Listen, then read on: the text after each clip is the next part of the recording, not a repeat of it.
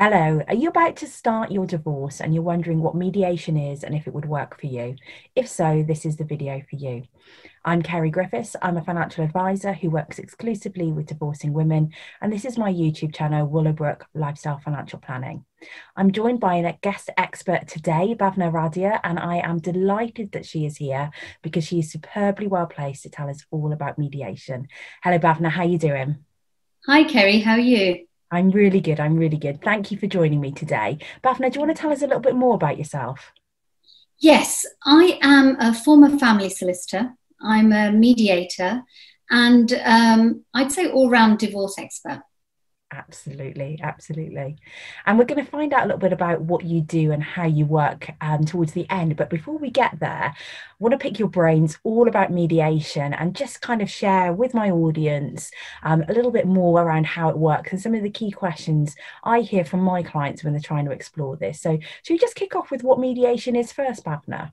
Yes, of course. So mediation is a safe space for a couple to work through their relationship breakdown issues. So it's a place where you bring things that you can't agree yourselves. So usually it's plans around children, financial arrangements, but also practical steps. So often couples have sort of practical things that they need to resolve and they just can't talk about it together.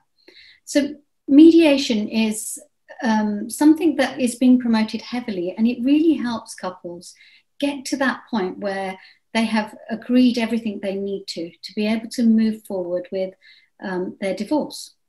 It's importantly, it's confidential.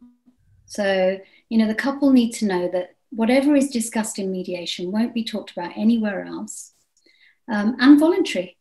So it's something that both parties have to feel happy doing.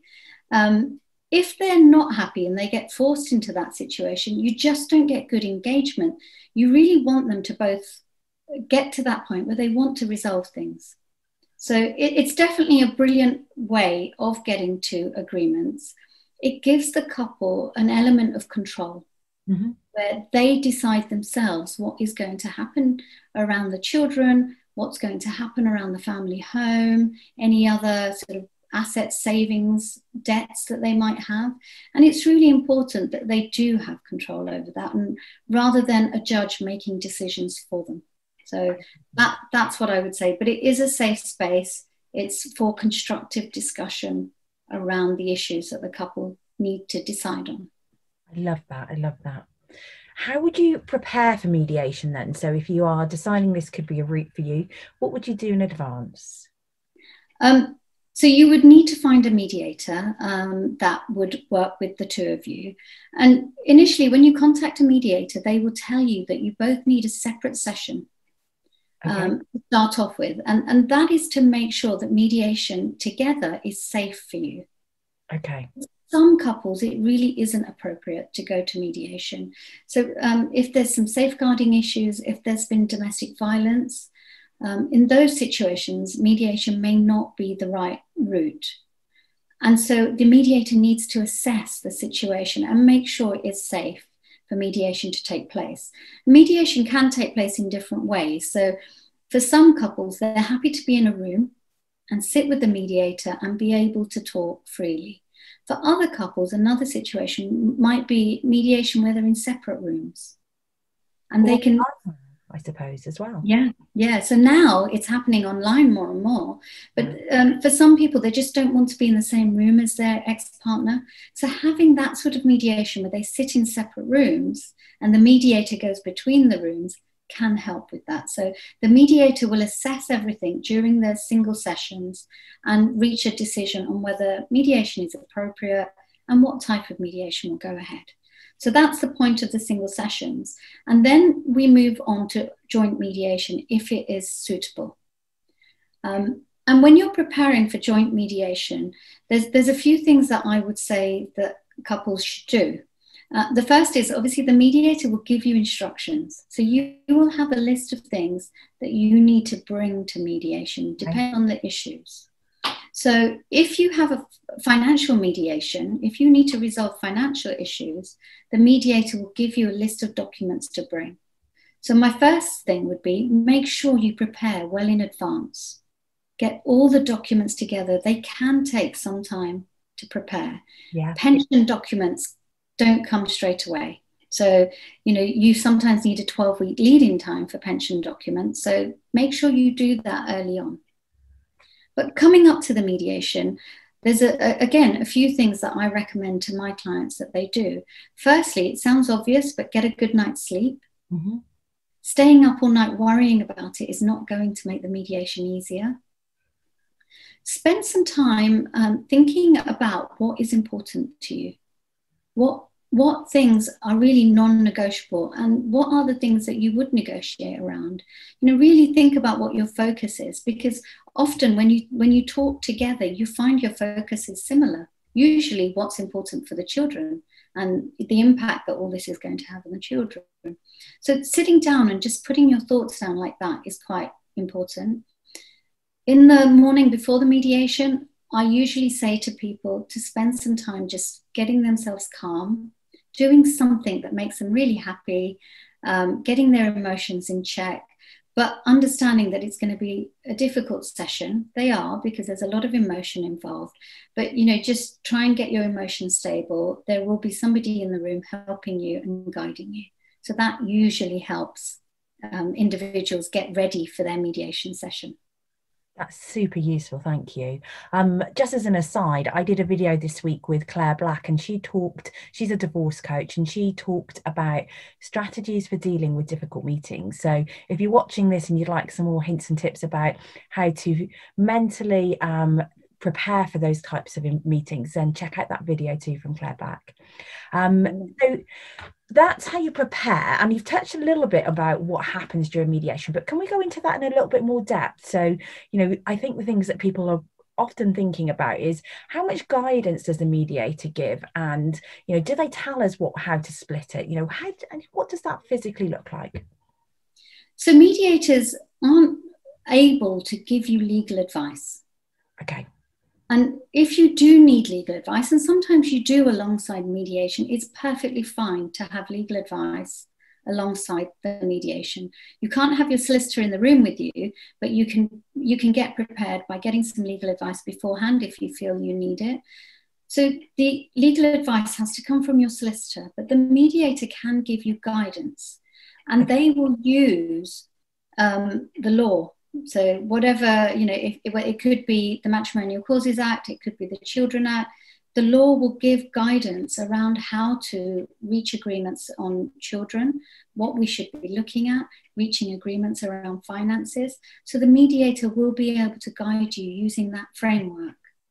But sometimes it is also thinking about what is important for the children. So we do base a lot of this focus on the children. What do we need to consider that would be best for the children of the family? And also, the couple as well. What do they need? And so that is the basis of their settlement, most likely. And then we build it out from there. I love that.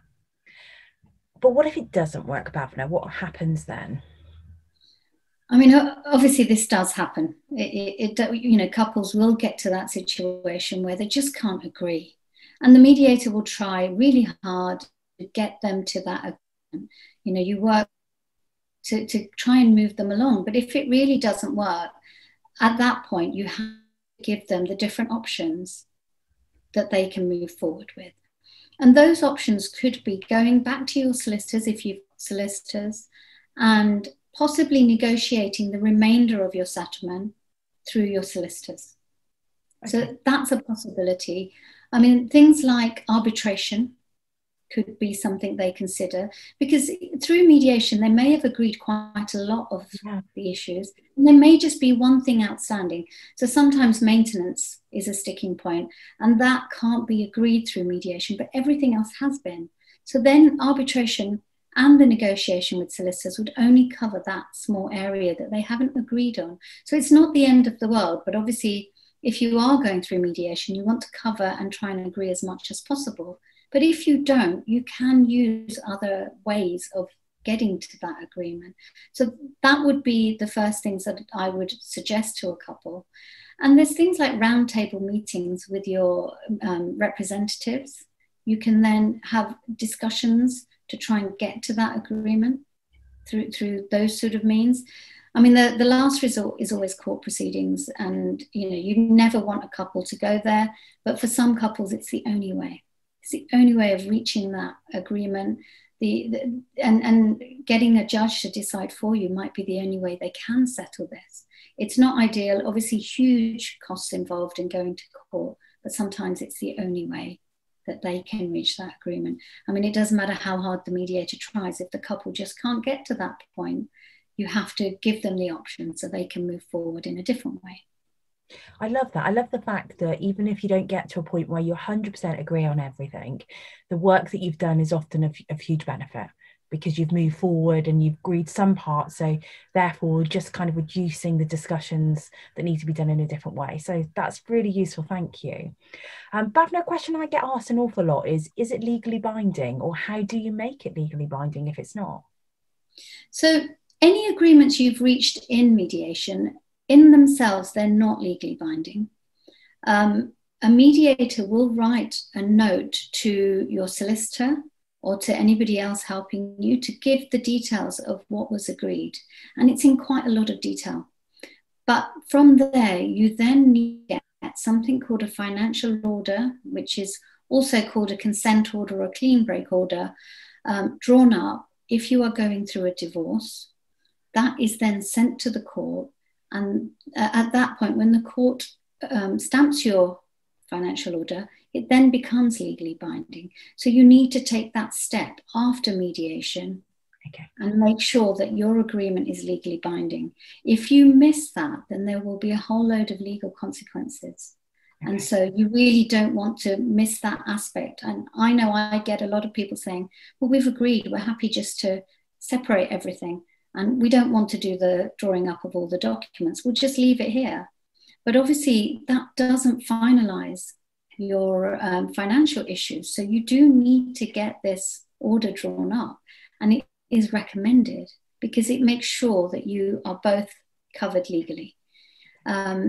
If your only issues were around children's plans, then you don't necessarily need an order, because the courts don't like to get involved with children unless the parents can't agree. Okay. So any agreement that you've reached through mediation around the children can be drawn up into a parent plan. And that will set up everything that you need to know about contact visits, who's collecting the children at what time, what will happen over Christmas, what happens over birthdays. So it goes into a lot of detail. And I would definitely suggest that couples get something drawn up which they've both signed, and it gives them a basis for going forward with their plans for the children.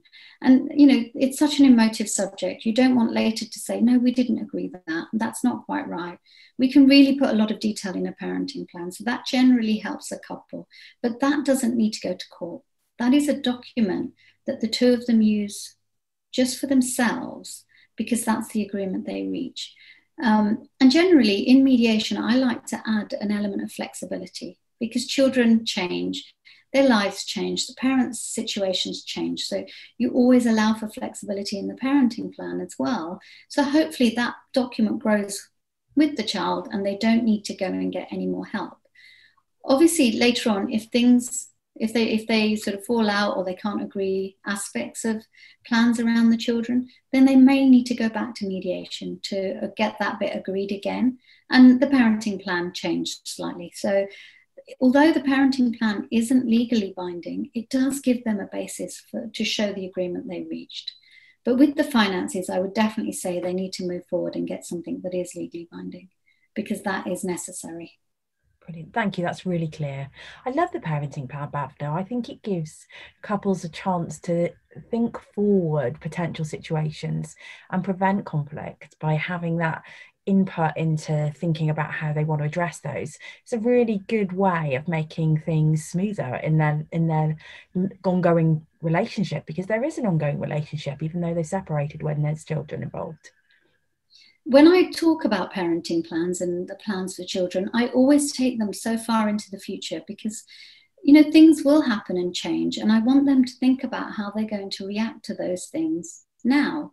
So introducing a new partner, Yeah. They'll say, but I've got no plans. I don't want to meet somebody. It's not something that's going to happen to me. And I always say, think about it from now. How do you want to tell the children about this new partner? When will you tell them? What happens when that person moves in with somebody? So all of this is addressed so they don't have as much conflict in the future, because they know how they're going to react to these changing situations. And another thing that people don't think about is also contact around grandparents and aunties and uncles and cousins. And we should think about those things, because it's really important for the children to have that ongoing connection with their wider family. So I make sure that in mediation, we include all of these things. We discuss it and we make sure something is written down around that, because that just means that they've given thought to it and they've made a plan, and we can move forward. Hopefully the children will get the best from a difficult situation. And my biggest saying is, it's not the divorce that will affect the children, it's how the parents deal with it. So true. So true. And there's so much you can do to really impact on that. Bhavna, then a question that I get asked an awful lot from my clients is, how will they know if their deal is fair if they go through mediation? Yeah, this is a question that I get asked quite a bit as well. So fairness is such an arbitrary word, but the kind of things that we look at to see if an agreement is fair is it in the best interests of the children? Is this a fair proposition for the children going forward? So whether that's financial, whether it's plans around who has the children when, is this right for them? And especially with financial, there's always that pull where, one person saying, I want the family home, or I want the family home. We have to decide what is best for the children. And that is usually our starting point around fairness. The other aspect that we need to look at is trying to get both of the couple into a situation where they have the same standard of living. Yeah. Or a similar standard of living. And it's quite a tricky process, but we need to make sure they're both housed and they have similar housing, especially because if they've got children, the children will be going between them. So that is another basis of making sure that a settlement is fair. But the law does give us factors to look at. So we do have factors that we need to consider, and a judge will consider when looking at fairness. So these are the kind of things we would look at. But equally, there sometimes people will say that this is what we both think is fair. And everybody has their own definition of fairness. But as long as it's, looking at that, it's not wholly unfair to one person. We usually can talk to them around fairness, but it's quite a difficult thing to assess. I think it's really useful to know the factors that could help with that, and then being able to understand how the law might view things. Even though there's no legal advice, there's that perspective that you get that would be missing if you were trying to do it alone. That perspective on how that would fit. If, imagining it went to court, what might that look like, and, kind of how we can create something that is going to work really well for the family without incurring loads and loads of costs in doing so. So thank you, Bhavna. That has been such a brilliant insight into mediation. Before we close though, I know that you have a much broader proposition. I'd like to give you the opportunity just to tell us a little bit about it, because I think it could be of interest and, does help clients understand what else could be available for them. So do you want to tell us a little bit about Divorce Right? So I started the company after my own divorce, which, although I'd been a practicing solicitor for many years, I really felt I didn't understand what my clients went through until I went through my own divorce. So I've been a single parent for 10 years, and you really get insight on what people are going through during this time and how difficult it is. And I came into my separation with legal knowledge. And so many people don't have that. Most people don't have that. So to feel the confusion and overwhelm that I felt, I started thinking about what people going through this with no knowledge would be suffering from. So it really made me rethink what I was doing. And one of the things that I thought about was that people need to get some emotional help through this. It's not just legal. They don't just need legal help. They need emotional help. So they should be working with somebody to center their emotions, to be able to deal with this process in the best way possible. They also need financial advice. And a lot of clients, a lot of people going through this don't think about a financial advisor. But I think it's a really important aspect of the whole process of divorce. And I think it's something that is necessary and people should definitely consider it. And then there's the whole formal, actually, going through your formal marriage dissolution. So you need to bring all these factors in. And I believe that clients that had all of this would come out of their divorce in a better way. So for me, I set up my company to be able to provide all of this in one package to every client. And my clients are couples. Yes. So what I do is work with the couple, taking them through the legal process, taking them through the mediation, as well as drafting the documents for them at the end. So they get a full package. They also have the emotional help early on. So they come to the table having worked on their mindset, their emotions a little bit. And then through the process, getting some financial help as well. So when we get to the end of the process, they've shifted so far and they are talking in such a different way that, you can really see the transformation for them as co-parents, as people setting up their own lives after this. But the communication is better. Their way of thinking about each other is better. We're setting boundaries. We're really coaching on how to look at single parenting. So these things are really vital. They can take legal advice through the process, and often they do. And I will work with their solicitor alongside what I offer. And obviously, I have a panel of emotional experts and divorce coaches that I work with, and a panel of financial advisors like yourself that I work with. And together, I think we give the couple the best way of moving from overwhelm, confusion, emotion to actually getting this whole thing settled. As quickly as possible, but with the least amount of fees, but also with the least amount of stress. And pain, yeah. Yes, definitely. Absolutely. Thank you, Bhavna. You've been a wonderful guest. I will pop your links below in the commentary. So if you want to find out more about what Bhavna does, then please do check out that space there and you will be able to find her website, etc., and get in touch. Thanks, Bhavna, and I will speak to you again soon. Thank you.